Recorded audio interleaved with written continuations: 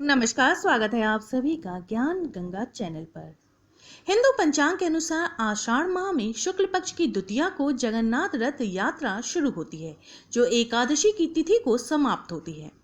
इस यात्रा में भगवान श्री कृष्ण और बलराम अपनी बहन सुभद्रा को नगर की सैर करवाते हैं।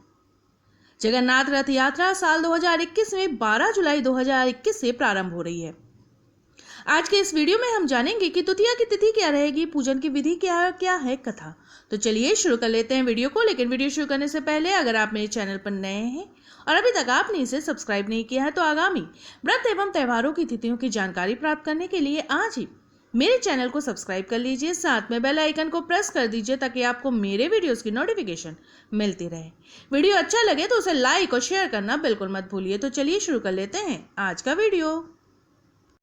आषाढ़ माह के शुक्ल पक्ष की द्वितीया तिथि को भगवान जगन्नाथपुरी की रथ यात्रा का शुभारंभ होता है।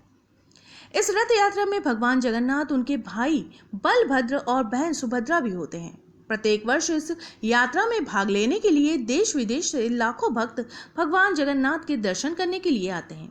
इस दौरान भगवान जगन्नाथ के रथ को पूरे धूमधाम के साथ पूरे शहर में घुमाया जाता है। आइए जानते हैं पूजन विधि के बारे में। रथ यात्रा के पूजा में भगवान जगन्नाथ की जो पूजा और आरती का विशेष महत्व है। जगन्नाथ को भगवान विष्णु का अवतार माना जाता है।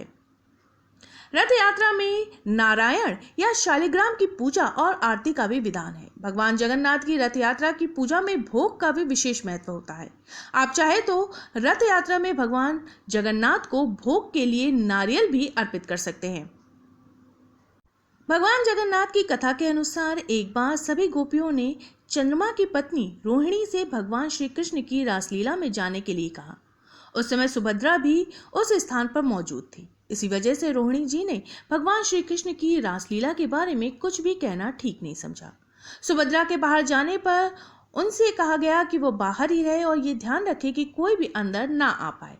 उसी समय श्री कृष्ण और बलराम भी वहां पर आ गए और सुभद्रा के पास खड़े होकर रोहिणी की बातें सुनते लगे। उसी समय नारद जी भी वहां पर आ गए और तीनों भाई बहनों को रोहिणी की बातें सुनते हुए देख लेते हैं। उसके बाद नारद जी ने तीनों से आग्रह किया कि वह इसी रूप में उन्हें देवी दर्शन दे। उसके बाद तीनों ने मिलकर नारद जी के इस आग्रह को स्वीकार किया और उनकी इच्छा को पूर्ण किया।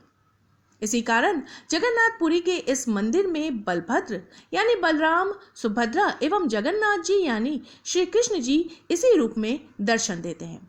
जिस समय जगन्नाथ यात्रा निकाली जाती है उस समय इन तीनों को अलग अलग रथ पर बैठाया जाता है। भगवान जगन्नाथ की एक और पौराणिक कथा के अनुसार श्री जगन्नाथ मंदिर में प्रातःकाल भगवान श्री जगन्नाथ को खिचड़ी का बाल भोग लगाया जाता है। प्राचीन काल में एक भक्त कर्माबाई प्रातःकाल बिना स्नान किए ही ठाकुर जी के लिए खिचड़ी बनाती थी।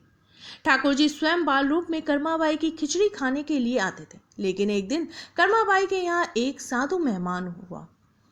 उसने जब देखा कि कर्माबाई बिना स्नान किए ही खिचड़ी बनाकर ठाकुर जी को भोग देती है तो उसने उन्हें ऐसा करने से मना किया और ठाकुर जी का भोग बनाने व अर्पित करने के कुछ विशेष नियम बता दिए।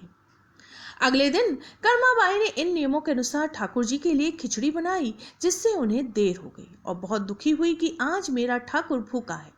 ठाकुर जी जब उनकी खिचड़ी खाने आए तभी मंदिर में दोपहर के भोग का समय हो गया और ठाकुर जी जूठे मुंह ही मंदिर पहुंच गए। वहां पुजारियों ने देखा कि ठाकुर जी के मुंह में खिचड़ी लगी हुई है। तब पूछने पर ठाकुर जी ने सारी कथा उन्हें बताई। जब ये बात साधु को पता चली तो वो बहुत पछताया और उसने कर्माबाई से क्षमा याचना करते हुए उसे पूर्व की तरह बिना स्नान किए ही ठाकुर जी के लिए खिचड़ी बनाकर ठाकुर जी को खिलाने के लिए कहा।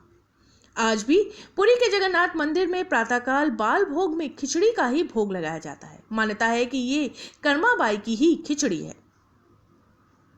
जगन्नाथ रथ यात्रा साल 2021 में 12 जुलाई 2021 दिन सोमवार को प्रारंभ हो रहा है। आषाढ़ शुक्ल द्वितीया तिथि का प्रारंभ होगा 11 जुलाई की सुबह 7:47 पर, समाप्ति होगी 12 जुलाई की सुबह 8:19 पर। मेरे वीडियो में अंत तक बने रहने के लिए आपका बहुत बहुत धन्यवाद। फिर मिलेंगे किसी नए वीडियो के साथ।